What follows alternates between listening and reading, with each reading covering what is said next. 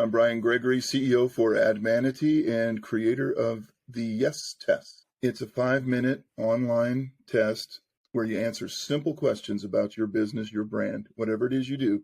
And the Yes Test will tell you why customers will say yes to you. It gives you the emotional triggers that you're going to need to be successful with whatever it is you do. It's quite a breakthrough in online assessments. And it's absolutely free to try it out. As human beings, we make our decisions emotionally. And I think everybody will probably by now will agree with that.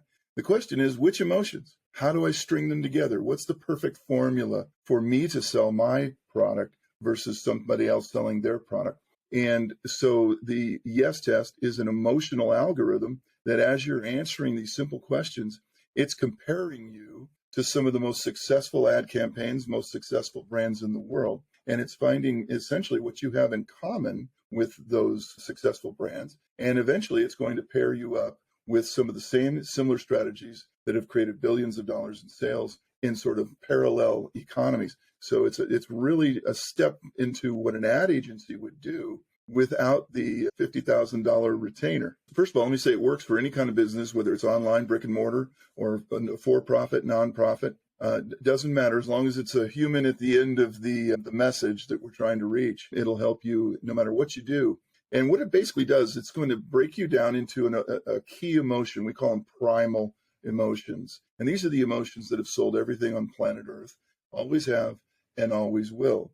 And the key is to find out which of these emotions are most gravitational for you and will attract people to you. So you could be an authority brand, a brand based on trust. You could be an attraction brand, a brand based on transformation. You could be a temptation brand, a brand that sells us what we want, not necessarily what we need. An innovation brand, a prestige brand, an admiration brand, a service brand, a community brand. There's 15 in all that have moved the needle for every product on earth. And you need to find out which category you are so that you can be matched up with the strategies, tactics, and formulas, the words, the colors, everything that will help you just go into the fast lane with your brand.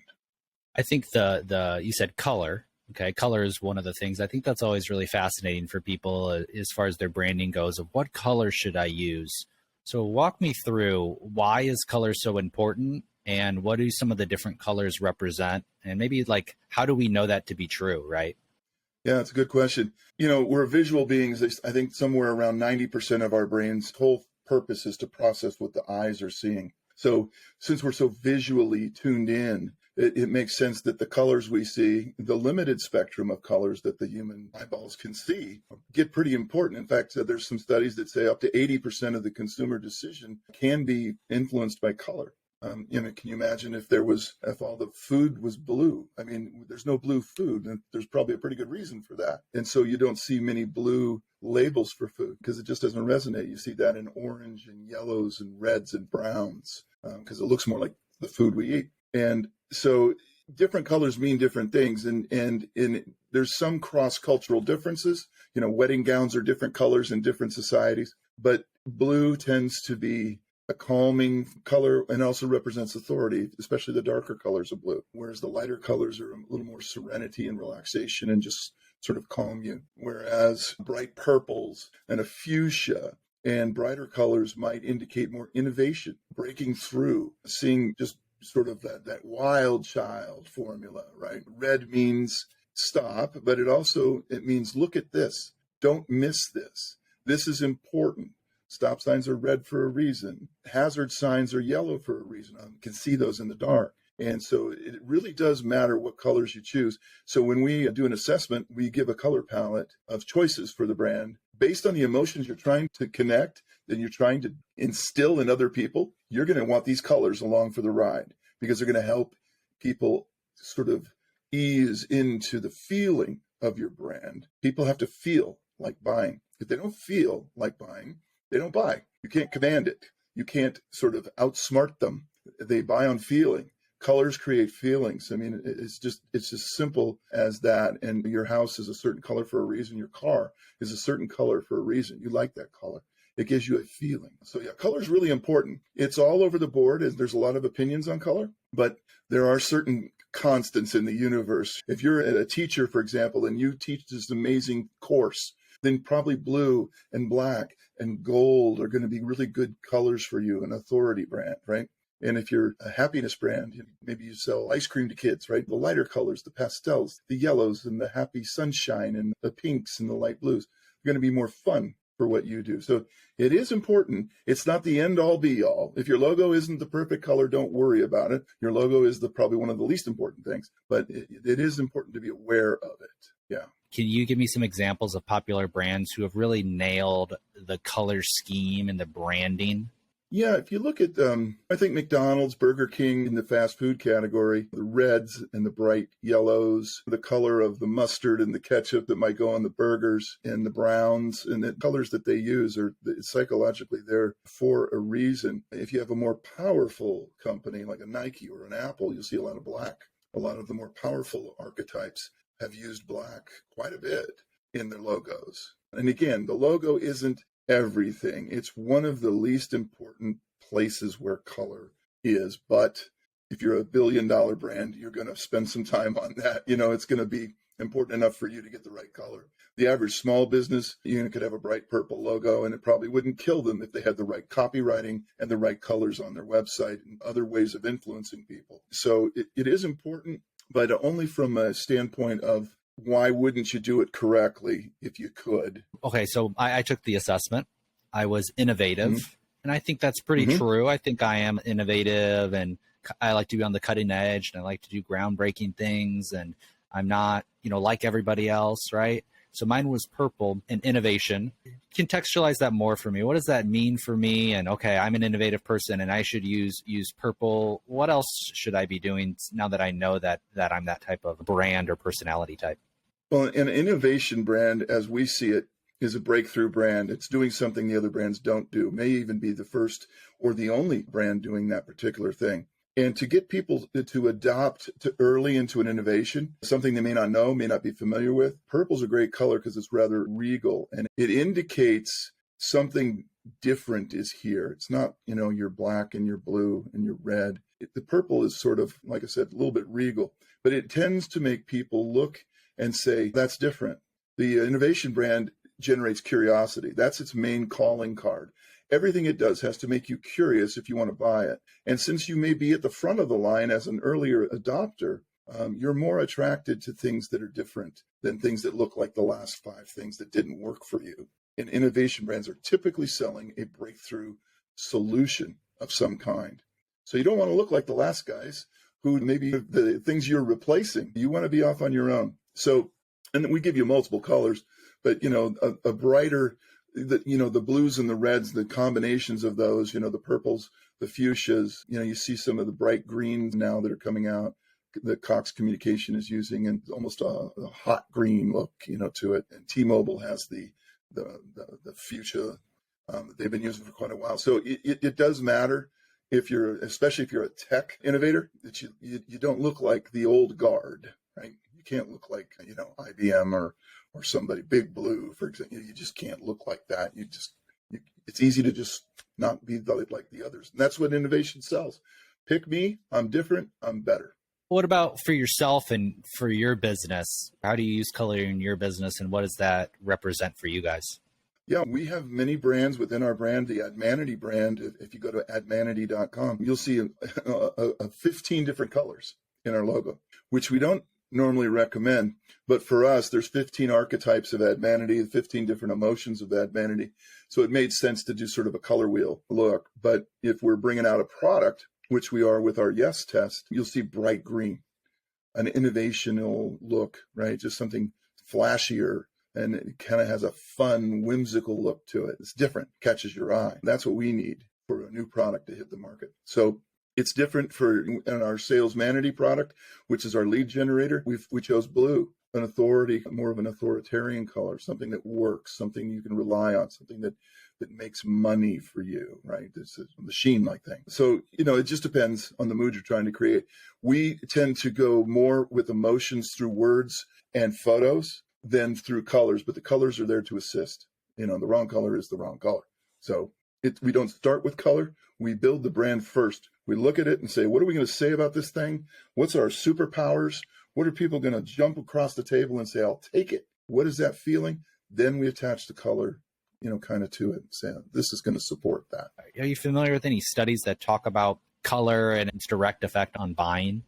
There's been some studies done, and they're isolated because color theory is kind of a vague theory because it varies depending how it's being applied. Yes, the button on a website should not blend into its surroundings. Otherwise, it looks like something the eyes could glaze over and miss it. So whatever the color of the button is on your website, on the take action part of it, it should be a different color. It should stand out. It's the most important thing on the page. If they don't click that button, you don't make money. If you have a red website, make the button white or make the button some other bright color. If you have a black website, make it a bright blue or a bright green or a bright red.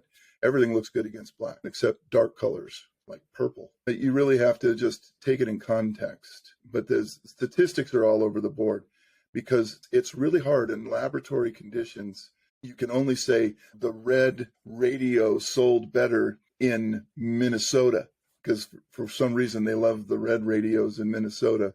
It could be some cultural thing, like maybe the football team up there is red, right? So it's hard to say there's a perfect color for every product. And so color theory tends to be a little bit vague, got to be honest. What's more reliable is the emotional context. Should this be a happy brand? Should this be a serious brand? Is this a proud brand? Is this a change brand? Those feelings tend to be very universal around the world. So, happiness is happiness. I don't care where you are. We all know what a smile is. We all know what fear is. We all know what a temptation is. We know what it's like to have a beer at 5:00. Those things tend to stay the same in cross cultures, whereas colors can have different meanings in different societies. So it's just harder to nail that down. That makes sense. That makes a lot of sense. Well, talk to me more about the emotions. You said this, that people buy on emotion. They don't buy on logic. They buy emotionally and justify logically. Why should we be trying to maybe analyze our brand in this way, to use the right words? The big thing right now is authentic content. And some people might have an issue with that of, getting in the mind of their customer and maybe using trigger words to influence them in a way that they're not aware of. What would you say about that? Is it authentic if we're really kind of using these tricks or techniques? What would you say about that? I think some of the people that are presenting in the world, and people praise them for their authenticity, I think they're some of the most skilled, persuasive language people on the planet. They are using the triggers. They know exactly what you want, and that is exactly what they should say to you. As long as you can back it up, right? You're not lying to people. Don't ever lie to people. That would not be authentic. But to be authentically enthusiastic because you actually have a product that can do this and this and this, and if you don't have this and this and this, you're going to end up with that and that and that. That's just persuasive speaking and using triggers. Emotions are triggers. If you feel happy, you won't feel happy maybe an hour from now. You need to be triggered again. Happiness is like the Chinese food of emotions. As soon as you get some, you want some more. They're constantly at work. You may feel 100 different emotions a day. You're capable of feeling thousands. So when we're selling something, there are certain emotions that we must insert into the presentation. And if we don't, it's a weak presentation. It's not being not authentic. It is simply doing what is serving the people the best. Right? Don't waste my time and give me a lame presentation. And now I've wasted my time and I don't have the product. Who wins there? Nobody. If you're worried about your authenticity, put a money back guarantee on it and let the chips fall. But every trigger that you can get, you should be using if you want to be successful, because if you don't, there's somebody else will, guarantee you. And so Admanity shows you all the triggers for your particular type of business, brand, thing. It's as well known. Here's the best way I can give an analogy for it. Most people like James Bond, and it's the most successful franchise in history. I guarantee you the 30th James Bond movie will be really similar to the number 29 James Bond movie, because it's a formula. And if it ever changed, we'd be really disappointed. Well, guess what? Advertising is a formula. Marketing is a formula. And we'd be really disappointed with the results if our James Bond formula was taken away from us. Where would Marlboro be without the Marlboro Man? Where would Michelin Man and Tony the Tiger, if they took away Tony the Tiger? Would the cornflakes be great anymore? It's literally the feeling that they create that everyone's after. Classic example, Skittles says, taste the rainbow. It's silly. You can't taste the rainbow. Nobody can taste the rainbow. Really, it's just crazy. But it sounds to your subconscious like a happy thing. And Red Bull gives you wings. And I'm pretty sure Lucky Charms aren't magically delicious. I'm pretty sure of that. It's the feeling that they're generating. It's a trigger. Who wants dry cereal in a bowl? No, they're magically delicious. See, that's the difference. That's why the Lucky Charms sells more than most every other cereal. Especially if you have a commodity product like that, where you do have something similar to the other guys, and the other guys are right there on the shelf next to you. You better have a trigger, some sort of emotional tie-in. We teach you what those are. They are known. They've been around for thousands of years. To my knowledge, we're the first company to sort of categorize it and blueprint it for you, and even say this is your blueprint. You have the same emotional toolbox as Caesar, Mozart, Shakespeare. They learned to master their toolbox. They mastered emotions. That's why they're still a brand to this day. If you don't know your emotions of your brand, you're sunk. I can go to the CEO of $1 billion company and I can say, which emotions are you triggering in all your ads? And he'll say, this one and this one and this one. Boom, boom, boom. You go to the average small business person and ask that same question, it's a blank stare coming back at you. It's like, I have no idea. Should I be doing that? Yes, you should be doing that, But who's there to teach you? Nobody. They don't teach it in school. We teach you. We'll show it to you. You can get the answers in 5 minutes. That's reasonable, I think. 5 minutes of your life. So your business thrives and you're doing things like the $1 billion guys are doing it. They spent millions to create these formulas. Some of them landed on them by mistake, but they're known now. You can model these formulas and you should. Be authentic. Best way to be authentic is be successful and help people every single day with what your product does. And don't hide behind some sort of, I have to act a certain way or I'm not authentic. Now just go out and do your best. That's authentic to me. Wow. Sorry, it's totally a long answer agree. to a simple question, but anyway. No, I think you explained it really well. And I look at it the same way. As learning about this stuff makes you, it allows you to serve your potential customer better because you understand them better and you can communicate to them better. It's about communication. It's about clear communication. And that's what the test is. It's about what is your brand really about and how do you clearly communicate that to people with the colors, with the words, with everything. So I think that was a great explanation. Brian, coming up on the end of the time here. How do people, we're going to put the test, it's called the YES test. We're going to put it in the description, but what are other ways that they can connect with you and find you? You can go to look up Brian Gregory on LinkedIn. I'm always there, and Admanity is there as well. You can take the YES test for free, and we'll stay in touch with you by email and educate you. We're going to put a link somewhere in the show notes or somewhere after the podcast here, so you'll be able to just click a link and take the free YES test. So make sure you do that. It's an amazing experience. It's a mind blower. It will allow you to think of your brand in completely different terms, emotional terms, instead of facts and dates and what we do and what we don't do and when we do it. Those things are not important. What's important is how your brand presents and how people feel about it. Go to LinkedIn or go to admanity.com and you can schedule a demo of our software and you can set up a time to meet with us on Zoom. We're a real friendly company. We're really easy to get to. So we're not like some of these tech guys that don't answer the phone. So just try to reach out to us. You'll be successful. All right. Thanks, great Alex. Talking to you today. Yeah, great talking to you today. And we'll have to have you back on soon. Thank you so much.